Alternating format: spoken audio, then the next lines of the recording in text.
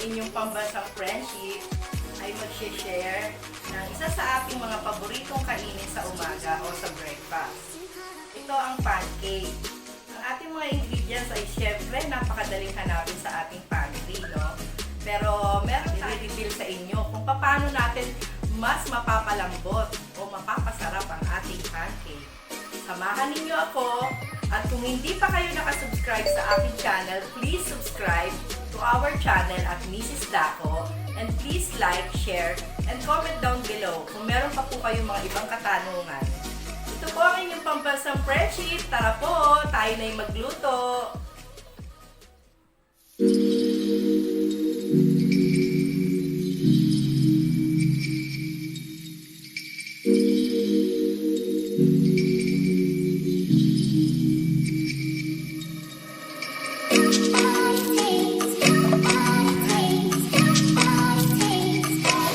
So ngayon, magsisip muna tayo ng ating cake flour.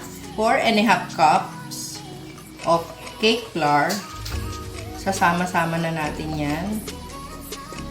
Ang ating baking powder. Sama-sama na yan. Ating salt. And sugar. Sama-sama lang yan. Then, sisip na natin sila. Ginagawa natin to para maging smooth ang ating mixture. So, isusunod natin yung ating 6 na itlog. Large po yan Oil. Any kind of oil. Wag lang po yung may lasa. Katulad ng olive oil and sesame oil. Pwede pong vegetable oil. Ang gamit ko po ay canola oil. Pwede rin pong corn oil. At yung ating sikreto na vinegar. Yan, ang nagpapalambot ng ating pancake. At ilalagay na rin natin itong fresh milk.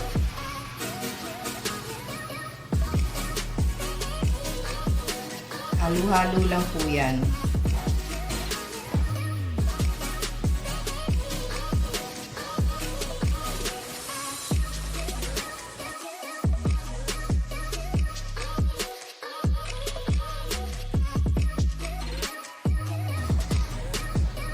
Mas napapalambot po ng vinegar ang ating pancake. Kaya ako po talaga ay naglalagay ng vinegar.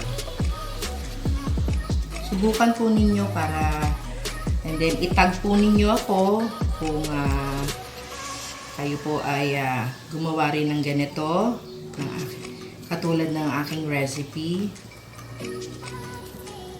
Sino bang tatanggi sa pancake? Especially yung ating mga kids. Yung akin pong eggs, lagay ko pa muna sa ref para medyo cold siya. Huwag po nating i-overbeat ang ating mixture kasi po ay titigas siya. Hindi na po magiging soft ang ating pancake. Basta makita nyo na wala na yung buo-buo. Ako po, ang ginagawa ko, pag nakagawa ako ng mixture, nilalagay ko pa muna sa ref.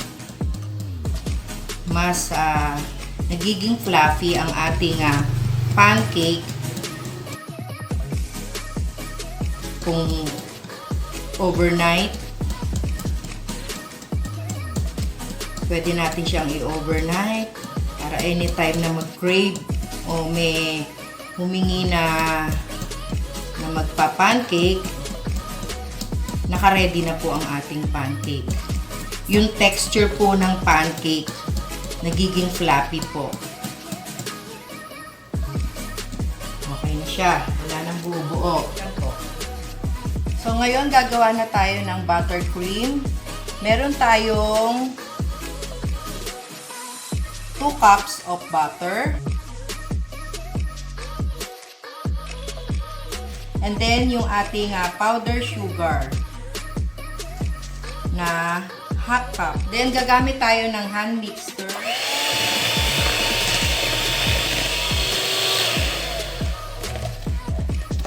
masarap ang pancake pag merong buttercream. Since ano tayo, nasa bahay tayo, pwede tayong gumawa ng sarili nating buttercream.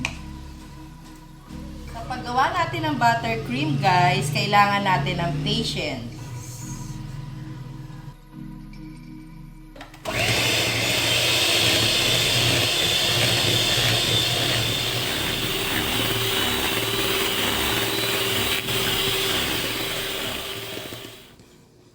So guys, ito na yung consistency na gusto nating ma-achieve, no? So ito na siya. Ayan. Okay. Ayan. So now, magluluto na tayo ng ating pancake.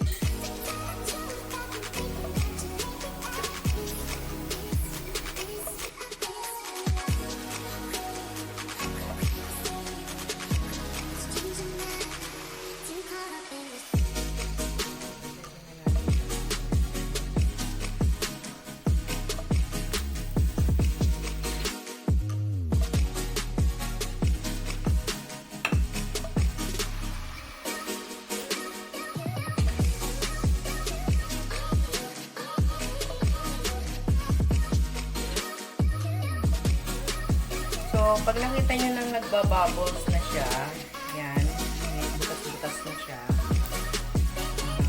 indication na pwede na natin siyang baliktarin. O, i-flip.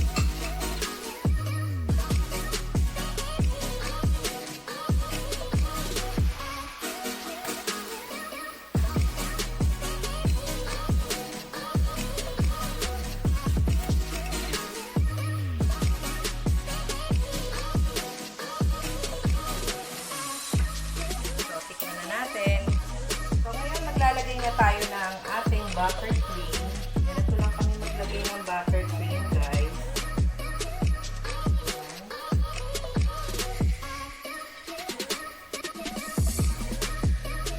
More butter, mas masarap. And then, depende sa inyo kung anong gusto nyo. Konting maple syrup.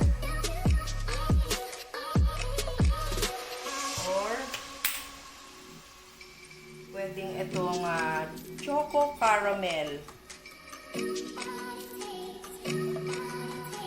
Ayan. So, magte-taste na tayo. Tikman muna natin ito.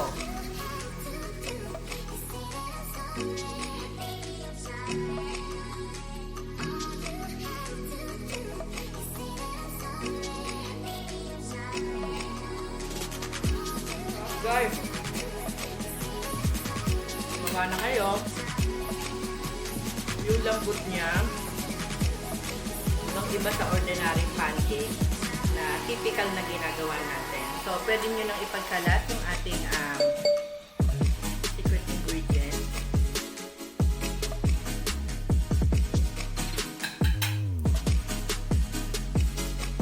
Ito tayo.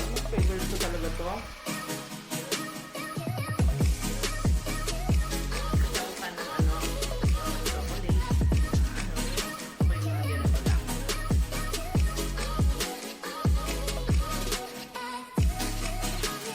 Na kayo. Ito ang inyong pambansang friendship, Mrs. Daco, na nagsasabi ng I love you all mga friendship.